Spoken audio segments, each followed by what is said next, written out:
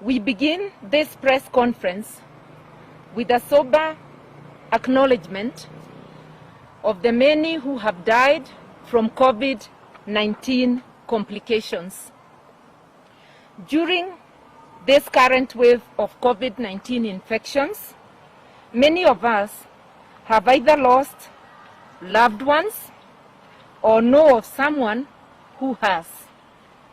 Further, the dire experience many have had in hospitals seeking beds for their loved ones has been extremely difficult and emotionally exhausting. Our prayers are with those who have lost their loved ones as we continue to navigate this very challenging period, whose severity could have been mitigated by better planning and preparedness by our government. We are compelled to issue this statement in response to the recent lockdown measures announced by the President last Friday. Among other measures, the President announced cessation of movement in 5 counties: Nairobi, Kiambu, Machakos, Kajiado, Nakuru. These 5 counties are the gateway to all the other counties of Kenya. So in effect, this cessation of movement in 5 counties is in effect a lockdown of the entire country. The first lockdown that was initiated almost a year ago to date resulted in economic shockwaves that reverberated countrywide and continue to have an impact to this present day. Although several stimulus interventions were put in place to cushion Kenyans at that time, the impact of the pandemic resulted in massive job losses, disruption of schooling, strained healthcare provision, and more challenges were experienced and are still being experienced. It was as though the country's heart had stopped beating.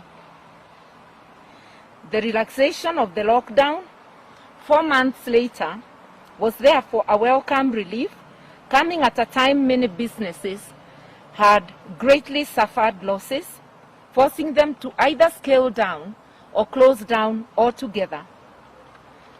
As Kenyans were suffering, COVID millionaires and billionaires were being minted. These continue to walk scot-free, enjoying their ill-gotten wealth, while Kenyans continue to be ravaged by COVID-19 and are ill-served by an equally ill-prepared health system that is unable to respond to the critically ill and unable to provide adequate vaccines for the eligible. The second lockdown is providing more opportunities for continued looting unless drastic action is taken now. It is against this background that Kenyans have reacted with shock to the second lockdown, which comes at a time when businesses were beginning to recover, some more successfully than others, some were struggling and are still struggling, and some were unable to resume operations. Sadly, the mere announcement of a lockdown results in automatic job losses for many in the sectors that are either directly or indirectly affected. The cost of living continues to rise, exacerbated by unjustifiable rises in fuel prices. Parts of the country are facing a looming food crisis. There is desperate lack of access to healthcare for many, against a backdrop overwhelmed and overworked and underprotected healthcare workforce.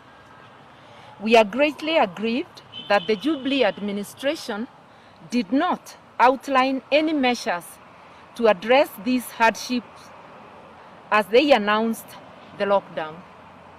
A lockdown is not an end in itself. It is supposed to slow community transmission while giving the country adequate time to prepare to respond to the pandemic. This is actually what the first lockdown should have done for us.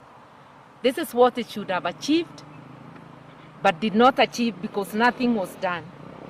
Without plans and funding to procure adequate vaccines and improve our health services in all the 47 counties, the lockdown is but a haphazard measure that will only create more suffering to the vulnerable without any tangible benefit.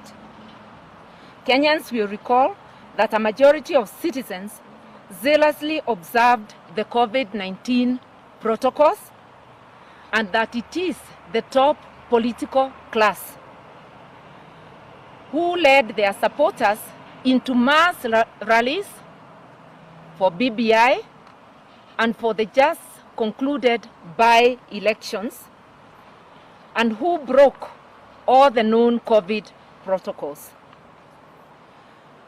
It is sad that it is Kenyans, the ordinary citizens, who are now facing the hardships brought about by the lockdown. I would say they're bearing the burden of these brutal economic realities. We are telling the government that it must do the following in order to cushion Kenyans against the impact of the response to the new wave of COVID-19. The President and his cabinet must do the following. 1, immediately take up the cost of testing and treatment of COVID-19 in all government facilities countrywide. 2, intensify testing and vaccination in the areas designated as disease-infected zones. That is the 5 counties, to ensure a return to normalcy at the earliest opportunity. But we also insist that the vaccine should be available countrywide to the eligible. The government must urgently procure adequate vaccines to cover all those in need and eligible for the vaccines. The government must take immediate steps to enhance capacity in all county hospitals for testing and response to the critically ill, including the management of the daily health needs of Kenyans. The government must immediately provide food subsidies and expand cash transfers to the vulnerable. The government must fast-track investigations and prosecutions in the COVID-19 related corruption as a way of building trust in the response process. That's the only way we can know that this is not yet another opportunity to create another band of COVID millionaires and billionaires. Finally, the government must institute taxation measures to cushion the citizens and businesses from the adverse economic effects of the lockdown. The government must also consult with businesses and with Kenyans on the way forward in order to bridge the gap between policy pronouncements and the needs of Kenyans. We thank you.